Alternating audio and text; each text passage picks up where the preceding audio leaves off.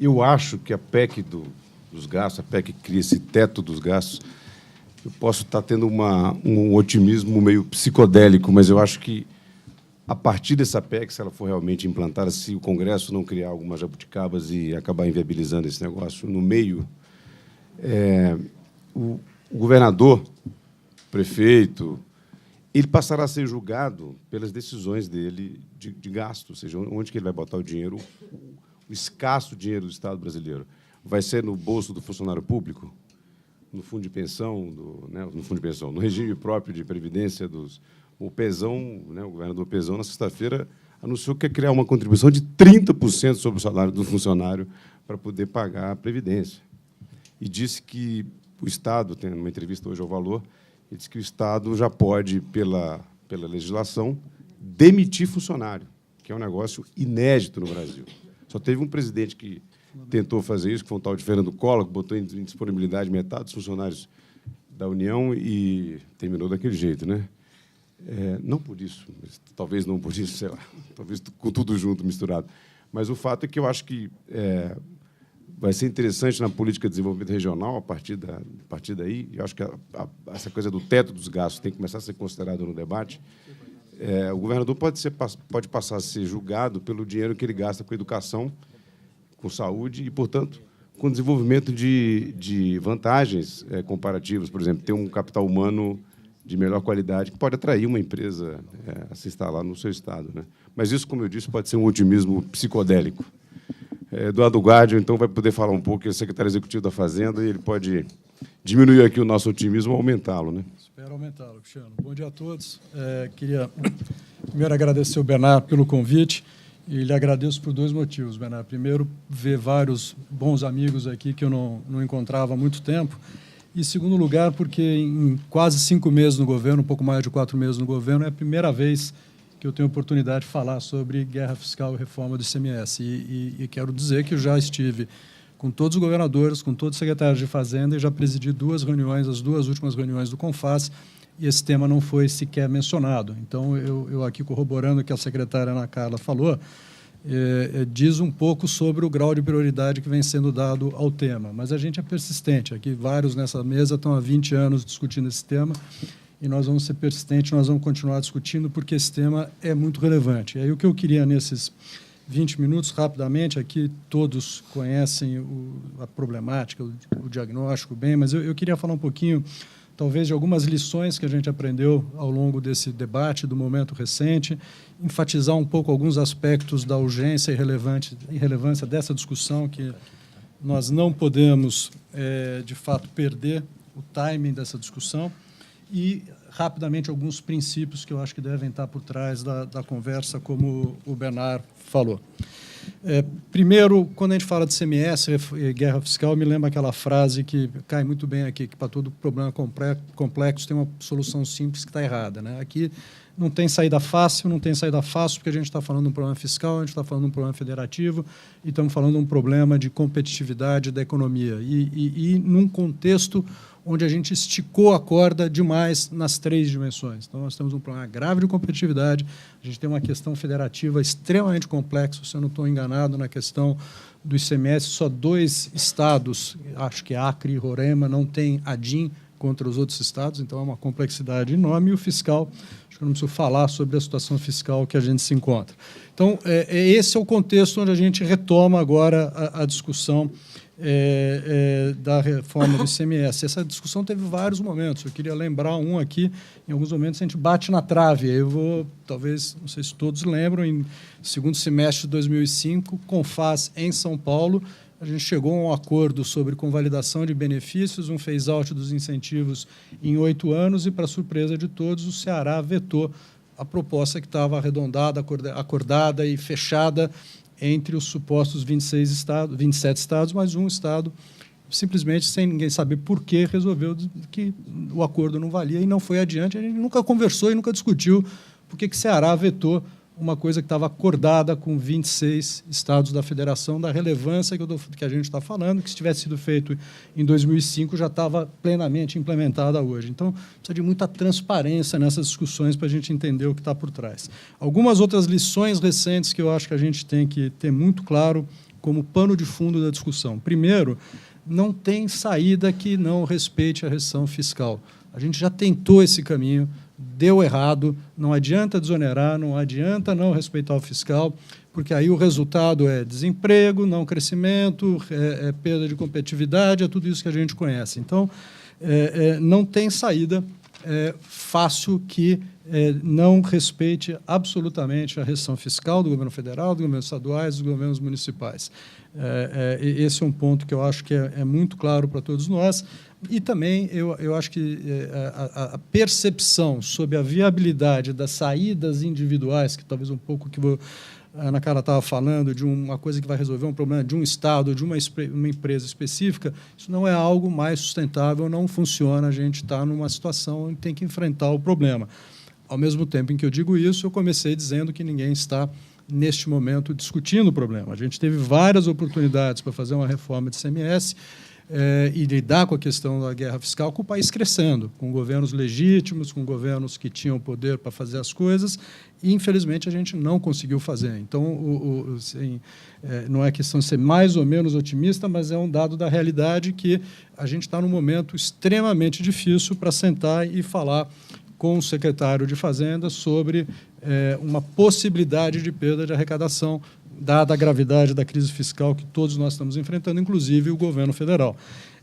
Por outro lado, é nesse momento em que a gente consegue discutir as reformas de fundo, porque o remendo não é mais visto como uma solução crível. Então, isso vale para a discussão da PEC 241, que eu acho que é uma mudança fundamental, difícil, dura para o regime fiscal. A próxima que vem, que é a reforma da Previdência, porque não adianta fazer a PEC sem ter a reforma da Previdência.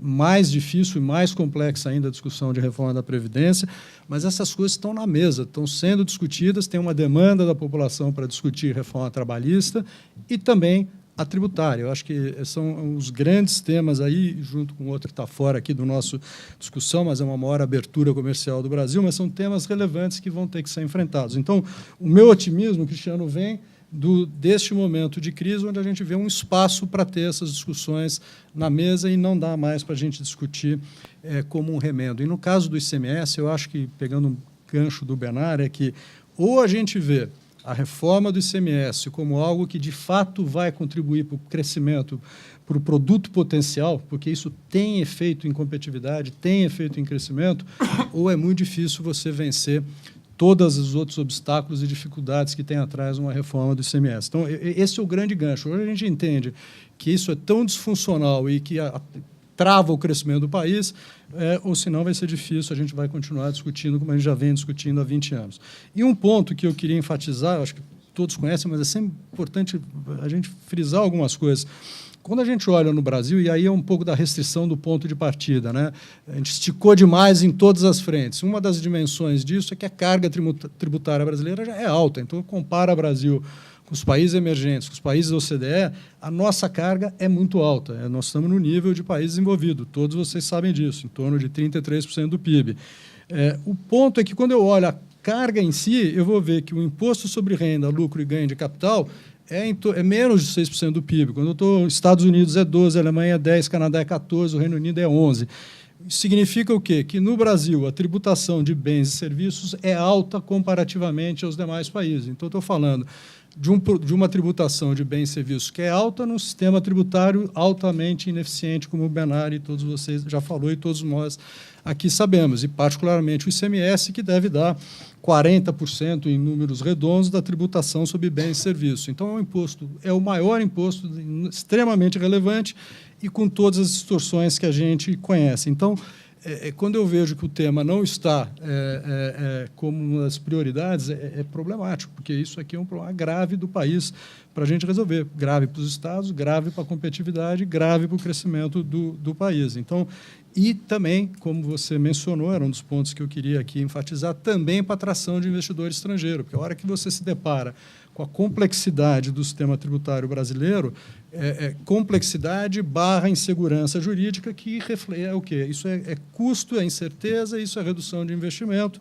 perda de competitividade. Então, de novo, o gancho da reforma é crescimento econômico. Ou a gente vincula reforma de ICMS a crescimento econômico, ou nós vamos ficar na mesma discussão de quem ganha, quem perde, e quem perde é o país. Então, a gente está há muito tempo nessa discussão.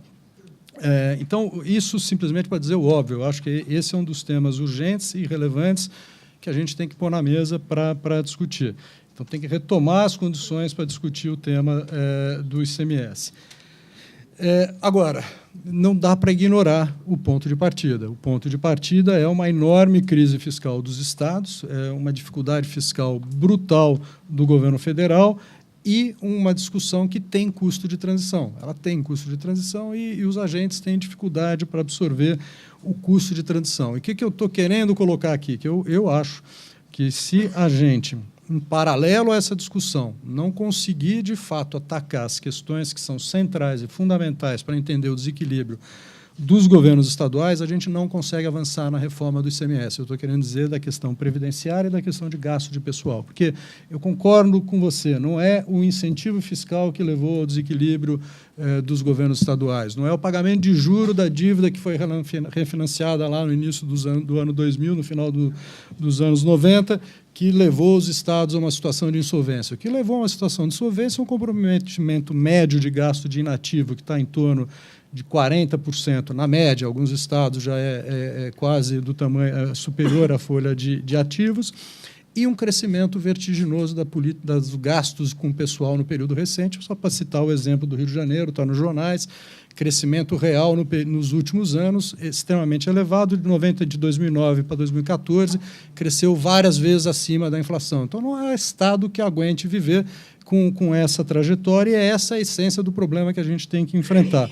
E, em paralelo, no período recente, também teve um endividamento excessivo de governos estaduais, que também compromete ainda mais a situação hoje. Então, o que eu estou querendo dizer é que, para a gente avançar na discussão que todos nós aqui queremos avançar, a gente não pode deixar de dar as condições dos estados se ajustarem, que vai ser via reforma da Previdência, estamos discutindo isso no âmbito do CONFAS, estamos discutindo isso com o CONSAD, que são os secretários de administração, mas também um ponto que o Cristiano mencionou aqui, instrumentos efetivos para que os estados possam controlar as suas despesas de pessoal, e aí tem discussões que estão judicializadas, como, por exemplo, essa da possibilidade ou não de você colocar servidores em disponibilidade. Esse tema foi parar no Supremo, isso está na Lei de Responsabilidade Fiscal, que, nos momentos de desajuste, você pode, sim, colocar servidor em disponibilidade, mas você não consegue implementar. Então, o que eu estou querendo dizer é que, para que a reforma que todos nós queremos aqui avance, a gente tem que avançar também com os temas que, de fato, vão permitir dar um horizonte de ajuste para os governos estaduais, e também acho que não podemos esquecer aqui, dado que no longo prazo estaremos todos mortos, soluções para trazer mais investimento no curto prazo, e aí a única saída que eu vejo é iniciativas como o governo federal agora, com PPI, para incentivar programas de concessões, de privatização, de atração de investimento no setor privado com marco regulatório adequado, ou como São Paulo fez essa semana, anunciando um programa de concessões extremamente interessante, inclusive com inovações de pedágio flexível, etc., que eu acho que é o caminho para a gente sair. Então, sem isso aqui, eu acho que a gente não consegue avançar no tema que estamos aqui sentados para discutir. Indo para o ponto do ICMS, eu acho que aqui o diagnóstico é absolutamente claro, eu não vou chover no molhado, o sistema é complexo, são 27 legislações, ninguém conhece, tem dificuldade de conhecer. Para seu consolo, na minha primeira reunião no CONFAS, eu também falei, o que eu estou fazendo aqui? Não entendi absolutamente nada do que estava sendo dito. Então, realmente, e isso se traduz em custo de compliance elevado e se traduz num outro problema, que é o enorme passivo tributário que a gente vê, as discussões infindáveis no TIT, isso vale para o CARF também. Quanto mais complexo é o sistema tributário, mais espaço a gente está gerando para esse tipo, vamos supor que todo mundo é bem intencionado, esse tipo de discussão sem fim, não só entre contribuinte e fisco, mas entre fisco e fisco. Eu só mencionar de novo as ADINs, que estão aí a exaustão. Isso tudo, isso é custo, isso é ineficiência. acúmulo de crédito. Esse é outro problema fundamental. Isso também é um problema do governo federal, a gente sabe disso, a gente tem que discutir esse tema, mas aqui você quer desonerar a exportação, quer desonerar bens de capital, só que você não devolve o crédito, na verdade você não desonerou nada, e mais uma vez, isso é aumento de carga, redução de competitividade, a gente não consegue sair do final. Então, isso tudo é o problema do ICMS, sem falar da guerra fiscal, que é um pouco o que o Bernardo está falando. A gente pode ter uma solução que resolve a guerra, mas continua com um imposto ruim, que é o que a gente tem hoje. A guerra fiscal, aí a gente chega, de fato, a alocação ineficiente de recursos, não vou chover no molhado, já falamos sobre isso, agrava a situação fiscal, agrava a questão de insegurança jurídica e concorrência desleal, que eu acho que esse é um dos grandes problemas por trás da discussão do ICMS. E não há a menor dúvida que a guerra fiscal é ilegal. Por isso que tem a súmula vice 69, se vai ser aprovado ou não é outra história, porque é difícil aprovar um negócio desse. Ou a glosa de crédito com a CAT 36, ou várias outras iniciativas que têm de glosa de crédito, porque é ilegal, não tem dúvida nenhuma, só que, e aí eu concordo com o que o Bernardo falou, nós não temos um problema técnico-jurídico, a gente tem um problema, de fato, que é relacionado a uma questão econômica complexa, porque os investimentos foram feitos, contratos foram assinados, eles são legais ou ilegais, constitucionais ou inconstitucionais, mas foram assinados, e tem gente que tomou decisão e investiu dinheiro com base nesses contratos, e, portanto, eu não vejo, e esse é um dos pontos já para a gente caminhar para as premissas do que seria uma discussão sobre a reforma, eu não vejo saída sem regra de transição bem delineada. Eu acho que isso é meio óbvio, mas é importante a gente lembrar, a gente tem que preservar os contratos que foram assinados, mesmo sabendo que esses contratos, na sua grande maioria, talvez eu tenha exagerado, existem contratos que são ilegais, mas tem contratos que são legais, que foram aprovados no CONFAS, e aí você não vai conseguir diferenciar, tem que ser pragmático um do outro, então tem que ter uma regra de transição que abarque tudo isso. Quais são as premissas, na minha visão, para a gente discutir uma possibilidade de encaminhamento da solução da guerra fiscal e do problema do ICMS?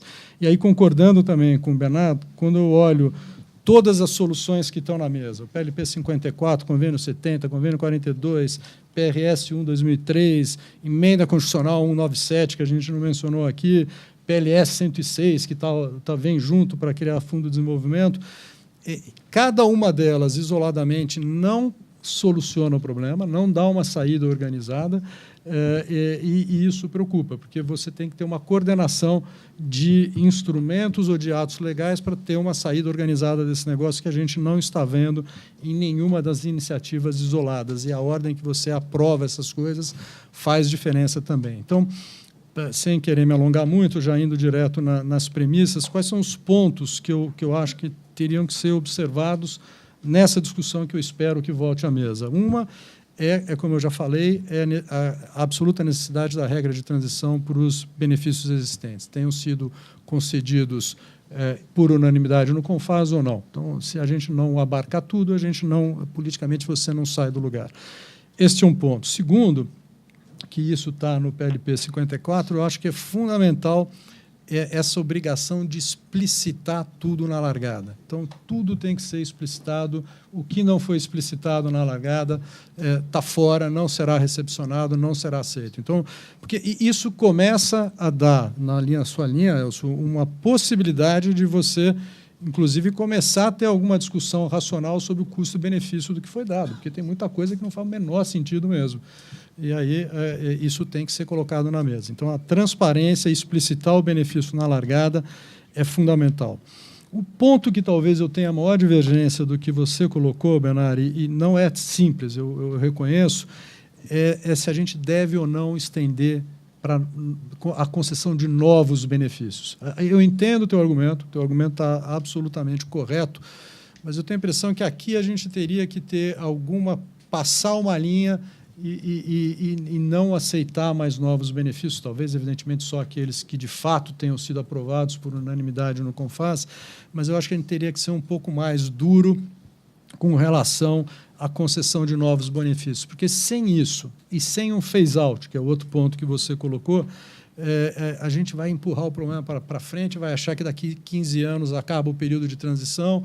Zona Franca de Manaus está aqui há 50 anos e quando a gente agora fala de renovar por mais 40, a gente nem fala para renovar por mais 20, por mais 40, por mais 50. Então, eu acho que se não tiver uma interrupção, mesmo isso trazendo custos, junto com o phase-out do que a gente tem aqui, eu temo que a gente não chegue aonde a gente quer chegar. E aí, no phase-out, eu acho que a gente precisa, sim, de uma redução gradativa dos benefícios existentes, e isso pode ser a partir da própria redução dos benefícios ou mesmo com a redução das alíquotas interestaduais. Porque uma coisa que me preocupa, e aqui falando agora, porque eu sei que essa discussão esteve na mesa em algum momento, eu acho que convalidar benefícios existentes, como está proposto lá no PLP 54, sem rever alíquotas interestaduais e sem rever esse phase-out para os benefícios existentes, é um erro.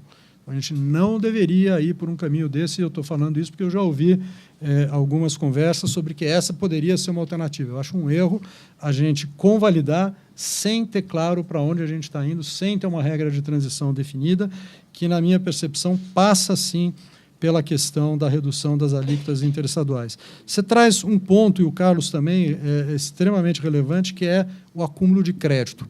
É verdade, é inegável que, ao fazer isso, você vai ter acúmulo de crédito, mas a gente precisa, na solução, pensar alguma maneira de mitigar. Eu não tenho a proposta aqui, mas eu prefiro ter alguma alternativa para tentar mitigar o problema do acúmulo de crédito, que pode, no futuro, ser a proposta onde você colocou. Que aí todos os problemas estão resolvidos, Bernardo. Eu acho que o problema da proposta que você está colocando é se a gente consegue implementar. Ela é uma proposta de mais difícil implementação. Então, a decisão difícil que eu acho que tem que ser tomada nesse momento dou um passo na direção correta e começo a tentar fazer esse phase-out dos benefícios, uma mudança da alíquota interestadual com uma preocupação para o acúmulo de crédito, ou eu espero para fazer a reforma dos sonhos de todos nós, que é mais difícil de implementar pelos motivos que você mesmo falou. Eu tenho sempre uma preferência de, se eu estou caminhando na direção correta, vamos dar um passo e fazer o que é possível. Se a gente conseguir chegar num IVA com as características que você mencionou, é maravilhoso. Agora, a condição de contorno, que é por onde eu comecei, sugere que, de todos esses últimos 20 anos que a gente vem discutindo o tema, a gente está num ponto de partida difícil, por conta de ter esticado demais a corda nas 3 dimensões, na fiscal, na federativa e no tratamento que a gente está dando ao setor privado com o ICMS, talvez só fazendo a ressalva de que, nesses momentos, é que você consegue avançar. Então, é muito mais uma questão de menos de mérito do que você está propondo, mas de viabilidade de conseguir andar nessa direção nesse momento. Então, eu acho que esses são os pontos aí fundamentais que eu queria colocar. Eu acho que é um tema que tem que voltar para o debate. Ele é urgente, ele é necessário, ele afeta crescimento. Agora, precisa ter não é um ato de vontade de um ente da federação que vai fazer essa reforma sair do lugar. Então, ela vai exigir movimento tanto do setor privado como dos governos estaduais e também do governo federal. E o último comentário, só para dizer que eu fugi do tema, eu não mencionei, e aqui a gente tem um ex-ministro, o primeiro secretário do Tesouro Nacional, 2 ex-secretários executivos do Ministério da Fazenda. Se eu perguntar a eles quanto que o governo federal gasta hoje com iniciativas ou ações voltadas ao desenvolvimento regional, provavelmente cada um de nós vai falar uma coisa completamente diferente. Então, o que é a ação de desenvolvimento regional? Agora, o que eu posso lhe garantir é que a gente já gasta um caminhão de dinheiro com ações que são supostamente voltadas ao desenvolvimento regional, e condicionar essa reforma aqui a um fundo de desenvolvimento regional, onde eu vou jogar recursos, vou gastar dinheiro, sem ter critério, sem ter uma coerência, sem ter um planejamento claro, a gente não está fazendo um grande bem para o país. Talvez seja uma maneira para aprovar a reforma, mas não vai ser um instrumento de desenvolvimento regional, como, na minha modesta opinião, o incentivo fiscal também não o é. A gente vem há 20 anos fazendo isso e ainda temos sérios problemas de desenvolvimento regional. Agora, seja qual for a solução, Cristiano, do desenvolvimento regional, a única coisa que eu afirmo com absoluta certeza e convicção é que ela tem que caber dentro da restrição orçamentária que o governo federal tem hoje. Então, aí é claro e absolutamente, espero que para todos nós aqui, não vamos de novo buscar uma solução onde a gente passa por cima da restrição fiscal, porque aí o resultado é o que a gente está vendo. 2 anos com PIB caindo mais de 4%, 12 milhões de desempregados e todos os problemas que a gente conhece. Muito obrigado.